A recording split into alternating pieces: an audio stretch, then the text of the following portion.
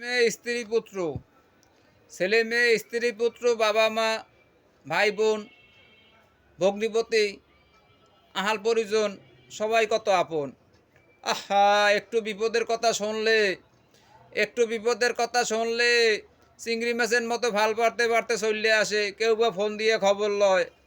কিন্তু কই, যখন দমটা বের হয়ে যায় তখন এত স্বাদের স্ত্রী, এত আদরের ছেলে মেয়ে, কোথায় থাকে তারা? সবাই বলে লাশটাকে ঘর থেকে বের করো, আমি এর সাথে থাকবো না, আমার ভয় করে। স্ত্রী বলে না, আমি ওর কাছে যাব না, ভয় করে। সন্তান বলে আমার একা একা ভয় করে, বাবার লাশ দেখতে পারবো না।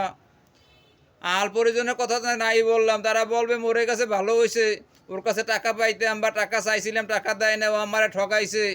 কেন মিশে মায়া পড়ে রইলে ভাই? এই মায়া তো অস্থায়ী মায়া, এ মায়া তো ক্ষণিকের মায়া। দমটা শুধু শুধু দমটার নামই তোমার। দমটা বের হলে আর তুমি থাকবে না, তখন থাকবে তোমার লাশ। কবরস্থানে যাও, যে দেখো তোমার চাইতে কত আহমিকাময় পুরুষ, তোমার চাইতে কত অহমিকাময় নারী ওই অন্ধকার কবরে সাহিত্য আছে। মাটি খুঁড়ে দেখবে, তাদের কোনো অস্তিত্ব পাবে না। ডিএনএ টেস্ট করবে, সে ডিএনএর অস্তিত্ব পাবে না, কারণ 2-4-5 বছর পরেছে সেই কবরের উপর আরও কবর পড়েছে, সেখানে কোনো তোমার স্মৃতিচিহ্ন নেই। অতএব কেন অহমিকা দেখাও ভাই? এ দুনিয়া তো ক্ষণস্থায়ী দুনিয়া, এই ক্ষণস্থায়ী দুনিয়া তুমি কেন অহমিকা দেখাবে ভাই? পরকালকে নিয়ে চিন্তা করো। আমার আল্লাহ সুবহানাহু ওয়া তাআলা তোমাকে বানাইছে, এ দুনিয়া শুধু এ নিছকে দুনিয়ার জন্য নয়। আমার আল্লাহ সুবহানাহু ওয়া তাআলা তোমাকে বানাইছে, তোমাকে শুধু পাঠাইছে দুনিয়া পরীক্ষার ময়দানে। ওই যে একদিন বলেছিলাম, কোনো এক আল্লাহর বান্দা স্বপ্নে যোগে দেখলো দুনিয়াটাকে একটা পশুর শুরুতে, তার সামনের দাঁতও নাই, তার পিছনে লেজুরের পশমও নাই। তো সে প্রশ্ন করলো, হে দুনিয়া, তোমার এই হালত কেন? তুমি কি, তোমার সামনে দাঁতও নাই, পিছনে লেজুরের সাথে পশমও নাই, এর কারণ কি? দুনিয়া বলল, ভাই, আমি আমি তোমাকে বলি, আমি অনেক লোকরে কামড়িয়ে ধরতে চাই, তারা আমাকে লাত মেরে সরে যায়, অতএব তাদের লাত্তি খেয়ে আমার দাঁতগুলো পড়ে গেছে।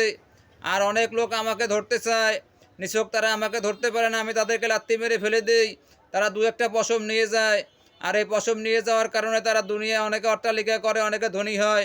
আর এই দুনিয়া ধনীত্ব দিয়ে গৌরব দেখায়, কিন্তু যখন দামটা বের হয়ে যায় তখন তার কাছে তার সব কিছুই অসহায় হয়ে যায়। ভাই, একবার খেয়াল করেন যে আপনি আপনি আপনার আপনি আপনার আপনি আপনার সব কিছুই বলেন আপনার, আসলে কিন্তু আপনার কিছুই না। আপনার শুধুমাত্র আপনার একটি যে আমলটুকু আপনি আল্লাহ সুবহানাহু ওয়া তাআলার জন্য সন্তুষ্টর জন্য করেছেন, সেই আমলটুকু আপনার। যে দানটু আপনি আল্লাহর রাস্তায় করেছেন, সেই দানটু আপনার। যে খানাটুকু খেয়ে আপনি কমপ্লিট করে ফেলেছেন, সেটাই আপনার। যে বস্ত্রটা পরে ব্যবহারের অযোগ্য করে ফেলেছেন, সেই জিনিসটাই আপনার। কারণ আপনার বলতে কোনো কিছুই নাই, সবই মানুষের। এই দুনিয়ায় ওই যে কেউ একজন প্রশ্ন করেছিল, হাদি সাহেব, এই বাড়িটা কার? আমার। এর আগে ছিল কার? আমার বাবার। তার আগে ছিল কার? আমার দাদার। তার আগে ছিল কার? তার বাবার। এভাবে 14 পুরুষের নাম কথা বলল। এখন সর্বশেষে এসে বলল, হাদি সাহেব, তারা কোথায়? বলে, তারা তো সবাই মৃত্যুবরণ করেছে। তা আপনি যে বললেন আপনার বাড়ি, আপনি কি এখানে থাকবেন? হাদি সাহেব বলল, না, আমি থাকবো না। তো কেন আপনি বললেন এটা আপনার বাড়ি? বরঞ্চ বলতে পারেন এটার আমি পরিবার মাত্র। আমি যদি এর জিম্মাদারি ঠিকমতো আদায় করতে পারি, আমার এই সম্পদ, আমার এই সন্তানাদি যদি আমি ঠিকমতো জিম্মাদারি আদায় করতে পারি, হয়তো কাল কিয়ামতের ময়দানে আল্লাহ তাআলা আমাকে নাজাত দিবে। নসিব দেখা গেছে এ দ্বারা আমার জন্য জাহান্নামের যাওয়ার আরও কারণ হয়ে দাঁড়াবে। অতএব সম্পদ আছে, আল্লাহ রাস্তায় দান করুন। সম্পদ আছে, সহি সূত্র মতো জাকাত দিন। সম্পদ আছে, রাষ্ট্রীয় ভ্যাট ট্যাক্স ঠিক মতো দিন। আপনি সুফি সাহেব, অনেক সুফি সাহেবকে দেখছি ভ্যাট ট্যাক্স যায় না। ওরে চোর, এই ভ্যাট ট্যাক্সের জন্য তো আল্লাহ তাআলা ধরবে। কারণ কাল কিয়ামতের ময়দানে তুমি 18 কোটি মানুষকে ঠকাচ্ছ নিজের স্বার্থের জন্য। অতএব ভ্যাট ট্যাক্স এবং জাকাত সহি সূত্র মতো তুমি দাও, আল্লাহ তাআলা তোমাকে দুনিয়া এবং আখিরাতে কামাই দান করবে।